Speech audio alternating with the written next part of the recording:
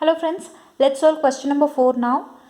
PQR is a triangle, right angled at P, and M is a point on QR such that PM is perpendicular to QR. Show that PM square equals to QM into MR. So this is the question they have given.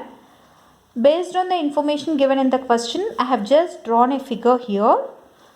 Triangle PQR such that right angle is formed at the vertex P, and they also mentioned that M is a point on QR.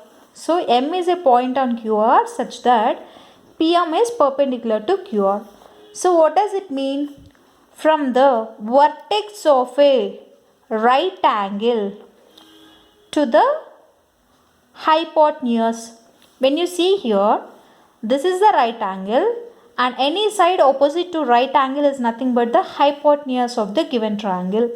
So, a perpendicular is drawn from the vertex of a right angle to its hypotenuse. When you see this figure, what is the theorem that we should recall? Let's recall theorem 8.7. So, what does theorem 8.7 states?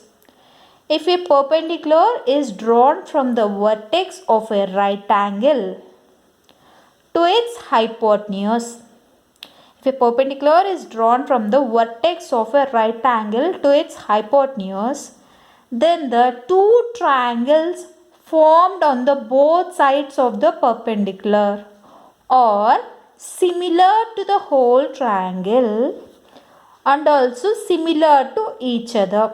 That is the theorem 8.7 states. Correct? Let me repeat it again. If a perpendicular is drawn from the vertex of a right angle to its hypotenuse such that the two triangles formed on both sides of the perpendicular are similar to the whole triangle and also similar to each other. Correct? That is the theorem 8.7 states.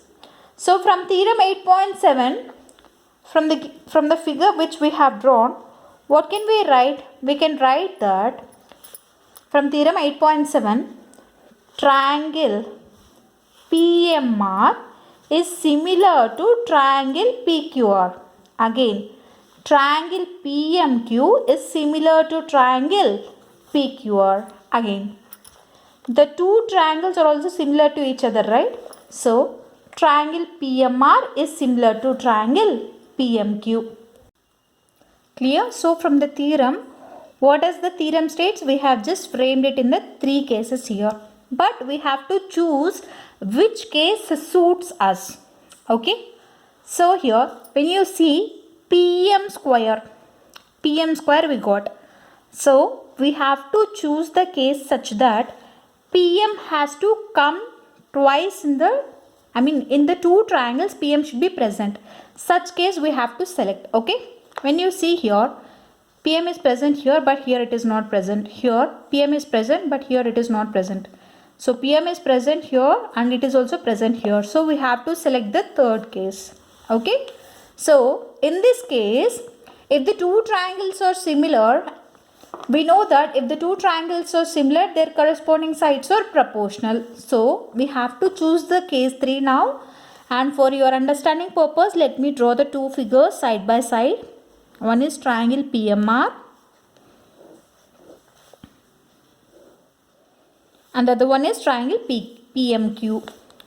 So, here right angle is formed at M in both the triangles.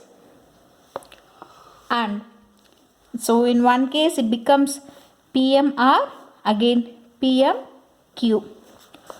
See here, why did I write here P I have written it in the different places because here it is a perpendicular bisector. From P a perpendicular bisector is drawn. That does not mean P here the bisector is not the angular bisector. It means that angle MPQ is not necessarily be equal to angle MPR. Okay, clear. That is why I have written P in different places. Okay, because here we don't know that P is the This PM is the angular bisector. Okay. Here, so PM is a perpendicular bisector, but it is not angular bisector. It means that angle MPQ is not necessarily be equal to angle MPR. Clear? That's why we have written P in the different positions. So, in the two triangles, triangle PMR and triangle QMP, if the two triangles are similar, it means that their corresponding sides are proportional. This we have learned in the very starting of similar triangles concept. So, let's apply that. So, what do we get? PM by MR equals to QM by PM. So, let's cross multiply. So, what do we get? PM into PM equals to QM into MR. PM into PM, it becomes what? PM square equals to QM into MR. So, this is what we got. What we need to prove? We have to prove that PM square equals to QM into MR. So, we got the same thing. Hence, proved. This is what needs to be proved, right? Hence, it is proved. So, let me explain you very briefly now.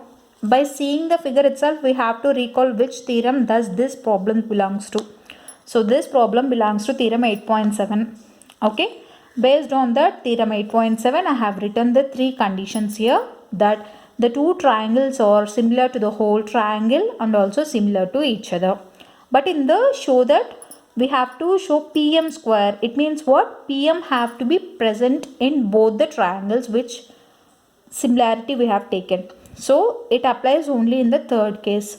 So, I have taken in this case, I have just drawn two triangles. Be careful here, you should not plot P in the same positions for both the triangles. It should be different because here PM is a perpendicular bisector, but it is not the angular bisector. It means that angle P in both the cases is not equal. Okay. So, triangle PMR and triangle QMP I have written. If the two triangles are similar, it means that their corresponding sides are proportional. So, I have taken this side in both the cases. Okay. So, PM by MR equals to QM by MP. Okay. So, therefore, when you do cross multiplication, you will be getting PM square equals to QM into MR. So, this is the solution for question number 4. It's very clear and it's super easy once you understand the concept. In case you didn't go through the theorem 8.7, I have provided it in my channel. Please go through that. So, this is the solution. In case you like this video, do like, share, comment and don't forget to subscribe to my channel and hit the bell icon to never miss an update. Thank you.